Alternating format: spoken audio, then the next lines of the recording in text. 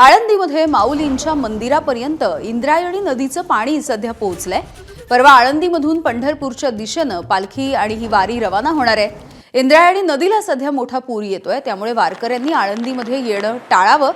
आषाढी वारीसाठी हे वारकरी या ठिकाणी येत असतात आणि जिल्हा प्रशासनाने या ठिकाणचा प्रवास टाळण्याचं आवाहन केलेलं आहे। दुसरी दृश्य आपण बघितली तर आळंदीमधले चारही पूल हे पाण्याखाली गेलेले आहेत।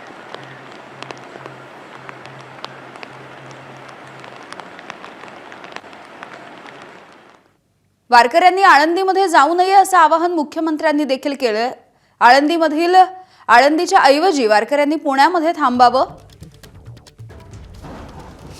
पालखी आम्ही आळंदीमधून पुण्यामध्ये आणू असंही मुख्यमंत्री म्हणाले। तर लोकांनी वारकऱ्यांनी विशेषतः अनावश्यक असा प्रवास टाळावा असं आवाहन देखील आणि अशा सूचना देखील मुख्यमंत्र्यांनी केल्या। वारी सुरू होते, वारीच्या निमित्तानेही खूप मोठ्या प्रमाणात अतिवृष्टीमुळे इंद्रायणीवरचे चारही पूल जे आहेत हे पाण्याखाली चाललेले आहेत।